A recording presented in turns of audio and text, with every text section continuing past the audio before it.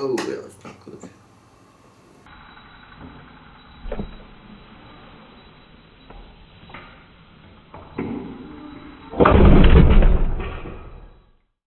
Hi everyone, it's Carl here.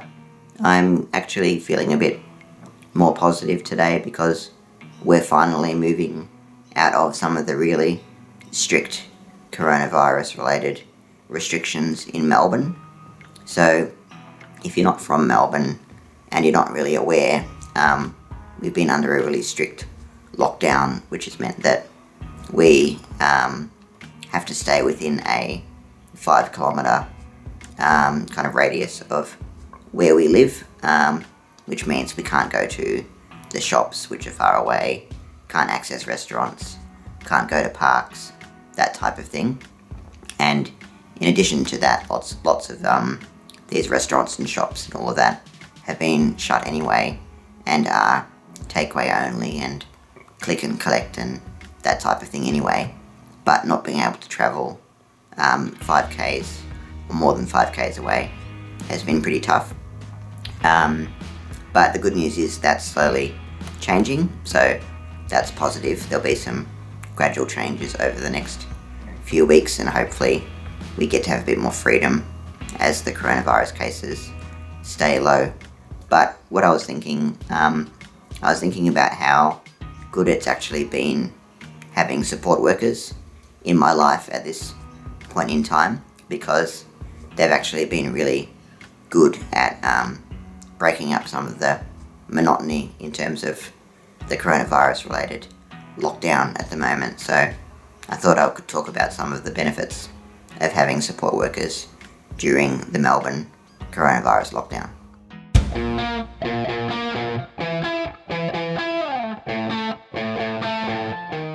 The first benefit I can think of about having support workers has been the fact that they can actually grab the essentials and stuff from supermarkets and such when I'm not technically allowed to.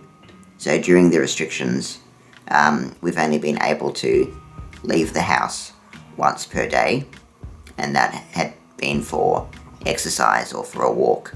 And once you left the house, you couldn't then leave again. That was your one chance for the day, which meant that if you went for a walk and then you got home and then you realised you forgot to buy the milk and you had no milk for your coffee, which would be a pretty terrible situation, I couldn't go and get some milk.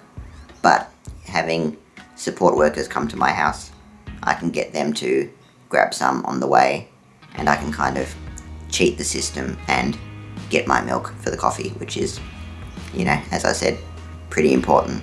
But that also extends to other things like takeaway restaurants. So we can only access things 5 kilometres away. So if a restaurant is, more than 5Ks away, we can't go there at the moment. And that's, fine, because there are some decent restaurants around, but there are some better ones around where some of my support workers live. So if they're going to be helping me at a dinner shift, I can, order some food and they can go pick it up, and then I can kind of get around the 5 kilometre limit there and get a good variety of food. So again, that's a bit of a secret benefit of having support workers, a tasty benefit, if you will. But apart from that, I think the main benefit has been you actually get to see more humans in person. So it's been very tough for lots of people not actually being able to see people, especially if their friends are more than 5 kilometres away and you can't see them, at the local park or while you go for a walk. And it's been very difficult for many people.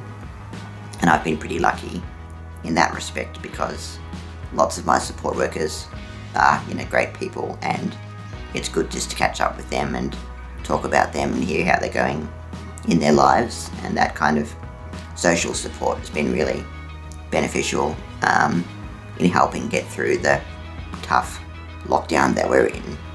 So even though, when the support workers come over, they're doing work and they're helping me with tasks that I can't do myself. We're still having a chat and catching up about life, and that's been really good for my mental health, I suppose, because it's more people to chat to and helps break up the monotony of the day and just makes things a bit easier. So that's been one real benefit of having support workers, and thinking more about it as well. We've had Oscar, our puppy, for quite a few months now, and if it was just us, say if it was just Kirsty and I and nobody else, we were worried that he might be a bit afraid of other humans and be a little bit socially anxious, but having support workers come over multiple times per day has been good because Oscar, our dog, has lots of friends, so he doesn't get bored and he gets socialised and used to other people, beyond the people that we might see on a walk up the street. So that's good for him and good for us as dog owners as well. I was trying to think of other benefits of having support workers come over and help out. The other thing I can think of is some of my support workers have offered to cut my hair, because at the moment hairdressers are shut and they're not able to offer any services. So many people have been having extremely bad haircuts at home, or just been roughing it and having really long hair. And I've only been brave enough once to let a support worker cut my hair, and it worked out pretty well.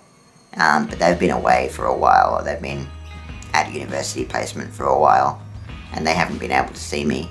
So my hair's been getting quite long and quite unruly. So I'm hoping that I can get her to come back and cut my hair. But at the moment, other people are in very similar situations where they can't access their hairdresser, and their hair has probably gone even more wild than mine. But I think Kirsty's also offered to give my hair a trim, so I might take her up on that offer and give it a cut, because right now it's too long. I know whenever I need to actually brush it, it's an issue, because I like having it short and low maintenance. Otherwise it just kind of falls in my face and gets really annoying. And that's a small thing, I know, but it's been interesting, thinking about the benefits of having support workers and how it's been, probably making the isolation a bit more bearable for me, and hopefully for other people with disability in Melbourne too. So just some little thoughts about that. But again, it's positive that the case numbers in Melbourne have been going down. So we've got less and less coronavirus cases in Melbourne now, and hopefully we can start opening up, and they're removing that 5 kilometre limit I was talking about. So that's good news. And we can get on with our lives a bit more. My washing machine was going kind of full speed through me recording this video, and I really don't want to have to do it again, so hopefully you can't hear it too much. But if you were wondering what that weird high-pitched whining noise was, that was my washing machine going full throttle. So thanks for bearing with me. This is the end of the video, so thanks for watching, and if you haven't subscribed to my channel already, please do. I really appreciate it, and hopefully I'll be back to making some more videos soon. So thanks. See ya. Bye.